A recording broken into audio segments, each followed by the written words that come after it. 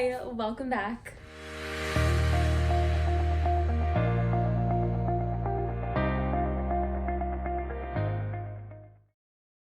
Kittens are such an awesome addition to your family, and I didn't know how much I truly loved having a cat in my life until I had a cat in my life. While bringing a cat into your life isn't as complex as bringing a dog into your life, cats still do need a lot of different types of products, and they are a lot of maintenance, they are a lot of attention, especially when they're so little. But this video is just gonna go over the basics that you need in a kitten package.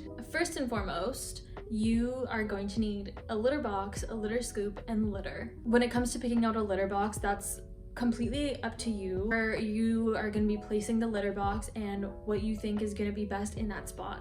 There are different types of litter boxes. There's a tray litter box, the hooded litter box, there's the self-cleaning litter box, there's corner litter boxes. Usually though, when people are picking up their first kitten, they just get the standard tray litter box. Depending on the age of them, when you bring them home, they are pretty small. Grab a nice small litter box to start so they can easily hop in and out. And as the cat gets bigger, they upgrade and then they get a nicer litter box.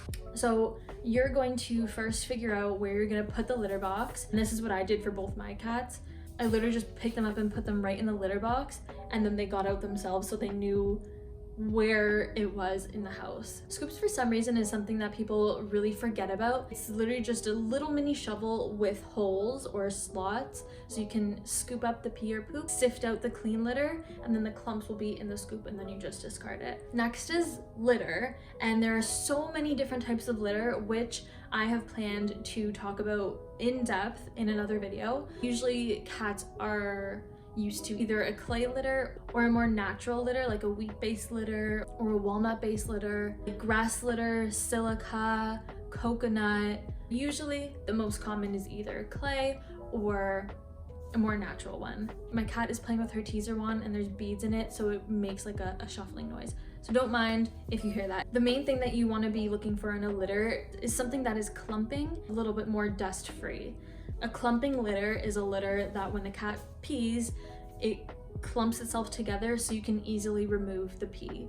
There are litters that aren't clumping. In my opinion, I don't really understand why anyone would want a non-clumping litter, because it's so simple to just scoop out the clump and it's clean. You do want to look for one that says 99% dust-free. Nothing is ever going to be 100% dust-free. There are some litters that when you pour it into the litter box, a whole cloud of dust just rises, and then you have to think that dust just settles everywhere, or you breathe it in, it goes into your lungs, it goes into your cat's lungs. So you want to make sure you're looking for something that is a high percent dust free. Whether you go the clay route or the more natural route, that's up to you. I prefer using a wheat-based litter. It's literally just ground up wheat, and I like it a little bit more than clay because it's all natural. It's first of all better for the environment, then second of all, when it comes to a clay litter,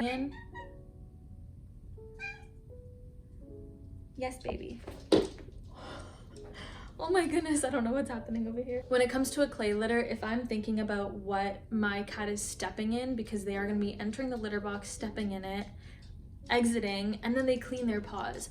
So when picking out my litter, I thought about that, and I thought, I really don't want my cat to be cleaning clay particles off their toes and then it going into their digestive system. I don't know, something about that in my mind just doesn't sit well, and I know so many cats are okay with it, but in my opinion that's just not something that I want for my cats. But again, it's totally up to you which one you select.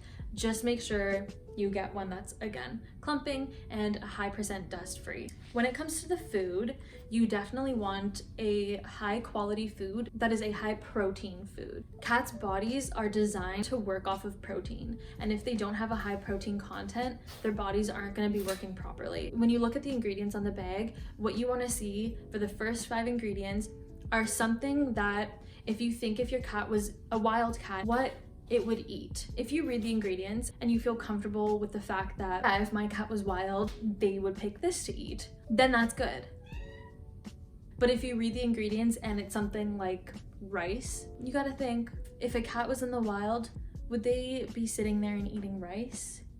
I don't think so. You definitely want something that they would choose to eat. She's being a little bit, whoa, she's being a little bit of a crazy girl today. Whoa, my goodness. See, this is what I'm talking about with kittens. They're just full energy all the time. Okay, bye. The other thing that you want to keep in mind, depending on how old your cat is, of course, you want to make sure whatever food you pick up says kitten on it. And they are considered a kitten up until 1 year of age. So you want your baby to be on a kitten specific diet for the first year of their life. That's not to say that you have to stick with only kibble, and I usually never recommend that you stick with only kibble. I usually recommend for people to include a wet food in their diet, and this is what both my cats have been doing ever since I've had them. I'm real sorry if the angle is a little bit different than what it was before. Sage keeps, I don't know, she keeps knocking herself right into the tripod and it falls and then messes everything up. So you, miss, you need to stop. Stop it.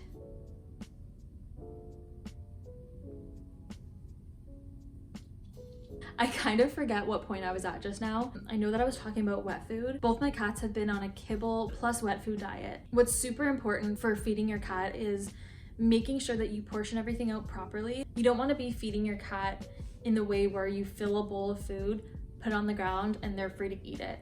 You want to make sure that you're portioning everything out accordingly, according to their age and according to their weight. Based on that bag of food that you get, there's always a feeding guideline. But if you're also adding a wet food into their diet, then you want to lessen that amount that the bag says by a little bit, because you're adding more food on top with the wet food. So for example, my cats, they have 4 meals a day. Cats' bodies aren't meant to digest 2 huge meals like dogs' bodies are. Cats usually eat little bits throughout the day, and that's what's best for their digestion. So mine get 4 meals a day, and they're small little meals. The first meal to start is their kibble. I never give them their kibble without adding warm water into the bowl, and that's because digestion of kibble is a super dehydrating process, and the last thing you want for your cats to be is dehydrated. Make sure you rehydrate it. Put that moisture back in before the cat eats it. Now she's eating the plant. Really, miss? I'm making a video surrounding your kind, and you're doing this. So the first meal of the day is kibble. A few hours later, they get their wet food, and that's when I add all their supplements is inside their wet food. Supplements for cats and dogs are gonna be in a separate video, but that is when I add everything in there: their joint care, their heart health, their skin and coat health, their digestion health.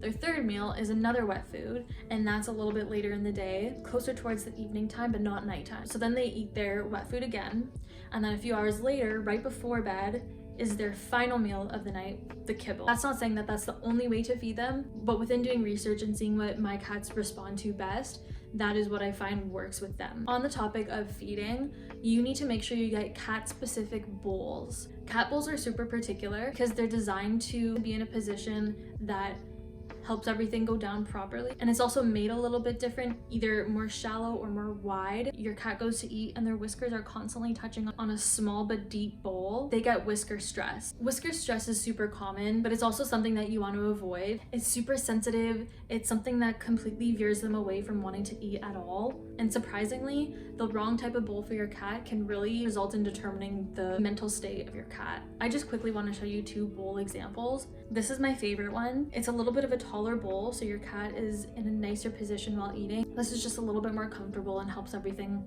go down properly. And as you can tell, it's a shallow but wider bowl. No whiskers touch anything here. This is another example. What I don't like about this one is that it's not elevated, so it's super low to the ground, but I love the fact that it's so wide and they eat from this way. There is no interference at all. When it comes to toys, and in my experience, cats don't like the super extravagant, expensive toys unless it's the interactive, like battery powered ones. They tend to like more simple, very cheapy toys. These are 2 of my cat's favorite toys. I have a ton of both of these because they keep whacking them around like crazy and they get lost under couches or under the fridge or under different furniture. But it's so simple. This one is literally just a ball that they whack around, and they are entertained by this for so long. And then if we get involved and we're swatting it around with them, it's crazy in here. Even my dog gets involved.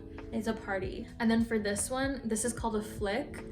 You take both ends and then let go, and it shoots in random places. And I think the fact that it's such an unpredictable toy, like they don't know where it's gonna end up, is what keeps them so interested, because when they see the toy in this position, they get down and they're stalking it. Their tail swishes, their eyes get wider. I let go and they go crazy. And then of course you want a wand. And I don't want to pick up the wands to show you because Sage is right here. And if I pick it up, she's gonna be going everywhere. Wands or teasers, you could call it either or. It will be a handle for you, and then it'll either be a string or a wire. And at the end of that string or wire is gonna be a feather, a mouse type toy, bells. It's gonna be a few different things. It's interactive for both you and your cat, so you can play with them, and that gets so much energy out. And there's so many benefits to using the wand as well, especially before meals, because cats are wired to have that prey drive in them. So if you're playing with them with the wand for a good 5-10 minutes before a meal, play with them, let them run around, get that hunting instinct out, and then you give them their food, they are gonna be so satisfied. And there's another super important toy that I think can be essential, but it's also not something that everybody wants, would be some sort of automatic toy. And this is a 2-in-1 toy. Basically, your cat can either swat this around, or if you hit this button, look, she came. If you hit this button, the feather comes out, and it's a little bit of a teaser game for them. I didn't want that on for too long because they're both here now and they're gonna want to play with it. So I have to turn it on after this video for them. I think toys like this are beneficial because they can play with it on their own. Both my cats, when I turn this on, they surround it and they play with it, and they're entertained for super long. This is just something that's gonna mentally stimulate your cat and keep them thinking and keep them agile. You don't want them to be bored throughout the day doing nothing, because then they're gonna become disruptive. And once a kitten gets disruptive, that's just not a good time for anybody. The way to combat the disruptiveness is lots of playtime, and also leads me into my next essential is scratchers. Surprisingly, not everybody thinks that scratchers are essential. If you don't want your cat to be scratching on your bed frame or your couch, scratchers are lifesavers. There are so many different types of scratchers. My cat's favorite is the scratching post, and it's just twine wrapped around a pole, and they scratch on it and they stretch. Scratching and using their claws gets that tension out. If you don't provide your cat with a scratcher and they're trying to scratch at your furniture and then you tell them no, they are gonna become so frustrated because they can't let that tension in their feet out. If you do your research and you research the way that cat paws hold tension, it's insane. That's another thing that I find is an essential, and it's super important. I have so many. I have 1, 2, 4, 5, 6. I have 7. I have 7 scratchers. You need to make sure that you're giving them an option that they are allowed to scratch on, because they're gonna do it regardless. Another essential is a cat tree. Cats really like to be elevated and they like to be watching what's happening around the room, but that is also an investment, and that isn't something that people usually get on their first day. Usually they wait a little bit and then they invest in a cat tree. Yeah, I would definitely recommend making sure you get something like that, at least eventually, for your cat. When it comes to grooming, cats do a really good job of grooming themselves. They're constantly bathing themselves, always cleaning between their toes, around their bum area. They're always keeping clean. But if you have a cat that's a long hair cat, you might want to introduce brushing to them. Earlier is better than later, because if you condition them to being okay with being brushed since they're small, they're gonna be okay throughout the rest of their life. Whereas if you wait, for example, if your cat is a long hair cat and their bellies get completely knotted, if you wait until that point, they're not going to be used to being brushed and they're not going to want that to happen to them. When your cat grows their full coat in,